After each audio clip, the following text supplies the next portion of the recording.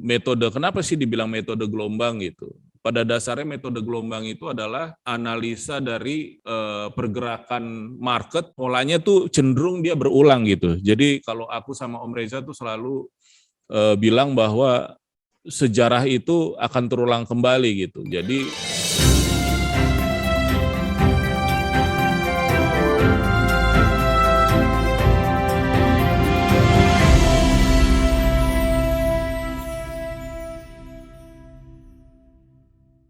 Selamat malam Pak Frans. Yo, selamat malam Pak Reza, Pak Joshua, selamat malam teman-teman semua. Gimana kabarnya malam ini? Ya?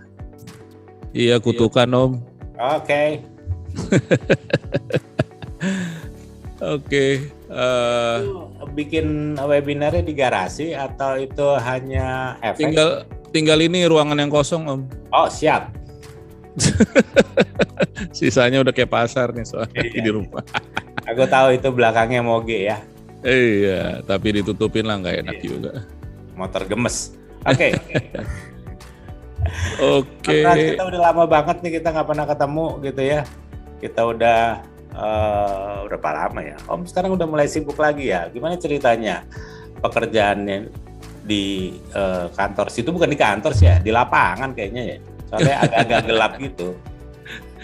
Ya separuh-separuh sih Om, kantor numpang adem, lapangan buat kerjaannya gitu. Jadi. Oke, sekarang lagi ada proyek di mana Om? Aku saat ini lagi ngegarap perumahan Om, landed house di Asia, Jakarta Garden City di JGC Om. Jadi itu berapa luas?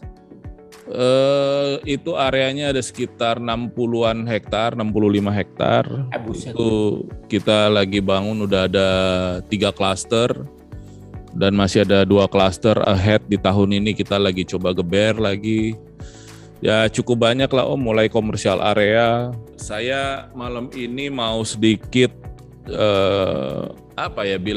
kasih overview ya mengenai membedah metode wave action, di mana saya mulai trading itu sejak 2009, baru sebentar 2009, lalu ikut beberapa workshop dan sampai akhirnya saya mencoba mengcompile, lalu saya coba backtest, lalu saya lakukan analisa terhadap technical, karena memang tadi seperti Pak Joshua mungkin udah bacain saya punya CV ya. Jadi background saya itu sebenarnya kuat matematika gitu. Jadi memang karena pekerjaan sehari-hari juga lebih banyak menganalisa sebelumnya. Kalau sekarang saya lebih banyak di manajemen, tapi sebelumnya itu saya sangat menyukai matematika sehingga mudah buat saya untuk melihat angka itu ada sesuatu yang janggal atau karena ini penyebabnya gitu. Nah, akhirnya saya mencoba merangkum bahwa metode yang saya coba kemas ini saya namakan wave action lah ya, saya bilang. Oke, saya mulai. Basic knowledge dari wave itu sendiri adalah seperti yang teman-teman mungkin di sini udah ada yang profesional trader, ada yang baru belajar ya gitu. Jadi pada dasarnya ini metode, kenapa sih dibilang metode gelombang gitu? Pada dasarnya metode gelombang itu adalah analisa dari pergerakan market, polanya tuh cenderung dia berulang gitu. Jadi kalau aku sama Om Reza tuh selalu bilang bahwa sejarah itu akan terulang kembali gitu. Jadi polanya itu adalah ya seperti biasa, higher high, lower low, higher low, lower high, seperti itu gitu. Sehingga mereka akan tercipta suatu gelombang gitu. Dan di sini di mana gelombang itu yang bisa memberikan suatu kepastian bahwa dia akan lanjut atau dia pun akan reversal gitu. Saya kasih lagi sedikit konsep mengenai cara berpikirnya untuk gelombang ini adalah dia dasarnya itu adalah konsep dasar harga gitu. Dari ya tentunya technical ya, tadi yang Om Reza sampaikan bahwa konsep dasar harga itu pada saat harga itu di setiap pair itu lagi di mana gitu kondisinya. Dia sedang apa gitu. Dia itu lebih cenderung akan reversal atau akan lanjut trennya itu di mana ya kebentuknya ya. Di mana area yang akan, dia nggak kuat, dia akan tembus gitu. Nah itu adalah konsep dasar harga yang kita lihat dari berdasarkan candle-candlenya gitu. Lalu konsep dasar pengukuran ya, ada mungkin teman-teman di sini yang menggunakan contohnya seperti stokastik, ada yang seperti RSI, ada yang pakai mungkin yang sifatnya dinamis moving average ya, moving average atau yang statis yang Fibonacci gitu. Nah itu semuanya kalau saya pribadi adalah sebagai alat ukur untuk memberikan sebuah sign bahwa oke, harga ini udah mulai ngasih suatu pelemahan ya, tapi apa bisa dipakai buat entry,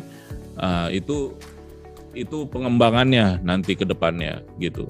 Lalu konsep menganalisanya, kumpulin informasi dan tarik kesimpulan. Sekali lagi teman-teman ya, kita namanya trader itu adalah pedagang ya. Pedagang itu, yang namanya pedagang itu dia berbisnis. Berbisnis itu harus untung ya, harus untung lah gitu. Jadi dengan cara berpikir kita pebisnis bukan penjudi, tentunya memang yang namanya untuk menganalisa ya apa ya dibilangnya, ada waktu yang dikorbanin, ada usaha yang dikorbanin, ada pemikiran yang harus dikorbanin gitu, yang akhirannya gimana caranya teman-teman bisa menarik suatu kesimpulan, saya harus lakukan ini, saya harus buy, saya harus sell, bahkan atau saya harus menunggu sampai dia ada di sini nih posisi harganya gitu, sehingga strategi tradingnya udah ke-collect dan teman-teman bisa berpikir seperti seorang CEO. CEO itu kan dia begitu cara berpikirnya. Jadi dia melihat bagaimana saya bisa memberikan kue kepada perusahaan segini besar dan strategi saya harus segini. Kompetitor saya sekarang posisinya ada di mana? Dengan strategi bisnis yang seperti apa supaya saya bisa bekerja kolaborasi sama kompetitor, atau saya harus melawan dia supaya saya punya ini. Semua strategi-strategi itu otaknya itu seorang visioner itu, CEO-nya itu harus bisa berpikir jauh lebih ke depan gitu. Nah, lalu di mana kita harus memulai untuk melihat analisanya gitu. Secara garis besarnya saya coba jelaskan ya. Ini adalah chart gold daily ya. Kalau teman bisa lihat nih pojok kiri atas nih daily tulisannya, kecil sekali memang karena dari sananya sudah begitu. Lalu kita bisa tarik garis trend, kita bisa garis trend line, lalu kita bisa lihat pada saat kita perkecil dia di time frame yang lebih kecil ya, di H4 ini. Nah, dia udah mulai makin kelihatan di mana setiap gerakan, di sini ada ngasih gelombang. Di sini ada ngasih gelombang. Ada lagi gelombang di sini. Ini memberikan reaksi apa? Di mana saya harus mengasumsikan dia bahwa di mana posisi harga saat ini, market itu sedang didominasi sama siapa gitu. Didominasi sama pembeli atau didominasi sama penjual, atau pembeli udah tidak tertarik lagi untuk melakukan pembelian, atau penjual udah tidak tertarik lagi untuk melakukan sell gitu, sehingga harga itu nanti ada cenderung sideway. Sideway itu saya harus apa gitu. Nah, jadi kita harus benar-benar menganalisa dengan matang agar rasa kita untuk melakukan suatu transaksi itu jauh lebih confidence gitu ya. Terus saya harus entry-nya ada di mana saya masang take profit, atau mungkin teman-teman di sini ada yang pakai stop loss gitu. Kalau saya tipikalnya kalau saya mau stop loss itu saya tidak menggunakan nggak pakai pending order ya. Saya biasanya langsung lakukan stop loss, tapi saya udah bisa ukur resikonya, baru saya balik arah. Nah itu untuk menentukannya itu tentunya dengan segala macam analisa kita gitu, karena kita nggak mau ketinggalan kereta, sehingga kita tetap harus ambil dulu itu untuk tahu, untuk bisa mengukurnya. Udah confirm nih balik arah. Nah itu konfirmasinya itu kita bisa analisa semua gitu. Lalu di sini saya juga kapan kita bisa masuk ke dalam market gitu. Nah, kita bisa ngelihat di sini di gambar chart ini bahwa chart itu lagi trending gitu ya, trending ke uptrend ya. Dan ada garis abu-abu yang tipis ini cara saya biasa menggambarkan area batasan gelombangnya gitu. Nah, ini dasarnya dari mana? dapat garis-garis ini saya dari mana gitu. Ini dari beberapa time frame yang saya bisa ambil, yang saya bisa tarik kesimpulan gitu. Sehingga di saat market dalam kondisi trend up atau trend down, saya bisa memahami di mana market ini akan lanjut. Market ini akan mulai reversal. Market ini akan mulai sideways untuk mencari pemain-pemain besar itu, ya big boss-nya itu lagi pada ngapain. Oh, mereka lagi pada nahan. Jadi bisa mulai kebaca tuh. Udah mulai kebaca, oh ini mereka lagi nahan nih. Lagi ada nunggu suatu cerita yang di balik itu ada cerita yang mereka tunggu gitu. Sehingga informasi yang mereka investor ini dapat sama kita yang ngikutin merekanya itu tuh udah tahu nih. Oh, di sini ini area batasannya gitu. Kecenderungannya dia nunggu di sini nih. Apa yang mereka lakuin ya gitu. Ada saatnya kalian harus wait and see gitu. Jadi pada saat harga penawarannya itu diterima oleh pelaku pasar untuk melakukan buy atau sell, jadi semuanya udah clear gitu dengan batasan-batasan yang ada. Gimana cara kita mendapatkan posisi yang terbaik gitu untuk melakukan entry gitu. Jadi alokasi gelombang yang tepat yang tadi seperti saya bilang, justifikasi dari alat bantu indikator ya. Sekali lagi kalau saya mungkin agak sedikit berbeda dengan beberapa teman-teman. Kalau saya teman-teman semua di sini, kalau saya indikator itu jarang sekali kepake buat entry gitu. Nantinya yang akan saya jelaskan dan saya ajarkan itu adalah di mana indikator ini justru mengkonfirmasi cerita si fundamental bahwa bisa kita lihat tuh. Fundamental seperti ini. Oke, confirm dengan indikator saya punya gitu. Nah, entry-nya di mana? Kalau saya berdasarkan balik lagi semuanya adalah bermain di gelombang. Dan satu lagi adalah candle ya. Dulu kalau teman-teman baru belajar pertama gitu, cuman pola candle gitu, kayak penting banget ya pola candle. Percayalah teman-teman, itu reaksi pertama gitu. Jadi saya ada salah satu guru ya waktu itu, dia bilang itu kita bikin kelas setengah hari itu hanya untuk liatin candle. Jadi untuk ngelihat behaviornya pergerakan candle ya gitu. Oke, ini polanya udah kebentuk nih. Apa ceritanya? Oke, kita tunggu konfirmasi. Jadi sampai hanya candle tuh nggak diajarin sama dia indikator lah, nggak diajarin nama apalah, nggak, dia hanya ini. Memang akhirnya jadi jauh lebih memahami ya, maunya candle tuh apa, jadi lebih memahami gitu. Nah, itu saya bilang bahwa kita balik lagi nanti akan belajar mengenai memilih gelombang yang tepat untuk mendapatkan posisi yang terbaik yang seperti saya bilang tadi ya. Nah, ini contoh dari gelombang yang saya pelajari ya, cukup lama, digembleng habis-habisan untuk bisa merasakan gelombang itu seperti apa gitu ya. Jadi di mana gelombang itu semuanya punya kode marking gitu, di mana misalnya ada teman-teman di sini, kita belajar dari ilmu yang sama, kita tuh tinggal baca suatu markingannya gitu. Kamu ambil yang mana? C12 apa alasanmu gitu. Dia bisa bercerita gitu. Kamu ngambil buy-nya di mana? Di C47. Kenapa di situ? Jadi semua akhirnya punya suatu analisa yang cenderung nggak beda kita gitu posisinya antara satu dengan yang lainnya gitu. Nah, ini contohnya untuk mengerjakan ini itu dari satu pair, ambil yang paling chart yang paling besar tahunan apa bulanan? Monthly ya. Monthly full chart, baru gambar semua gelombangnya sampai di H1. Sampai inilah yang didapat gitu. Terakhir ada sedikit pesan yang saya ambil dari quote-nya gitu ya. Satu itu, yang pertama itu adalah rasa percaya diri itu bukan mengenai bahwa saya yakin profit di trade ini gitu. Tapi rasa percaya diri itu adalah bahwa saya akan baik-baik saja kalau saya tidak profit di trade ini. Itu saya ambil dari si Pak Ivan Biaggi ya. Dia penulis The Essence of Trading Psychology in One Skill gitu. Ini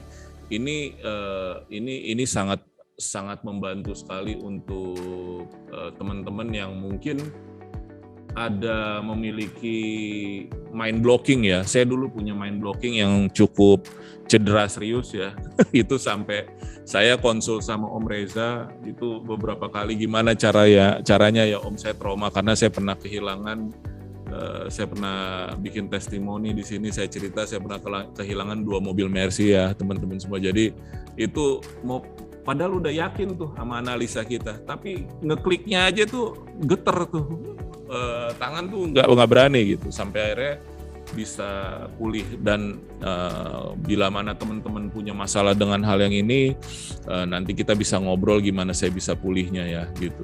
Jadi if most traders will learn to sit on their hands 50% of the time, they will make a lot more money. Jadi di sini adalah sebaiknya belajar dengan mengorbankan waktu, dengan menginvest untuk belajar gitu ya, itu akan jauh lebih bijak daripada bila mana teman-teman atau yang udah profesional lainnya gitu ya. Mungkin yang profesional lain lah, udah yakin dia udah bisa, dia confidence.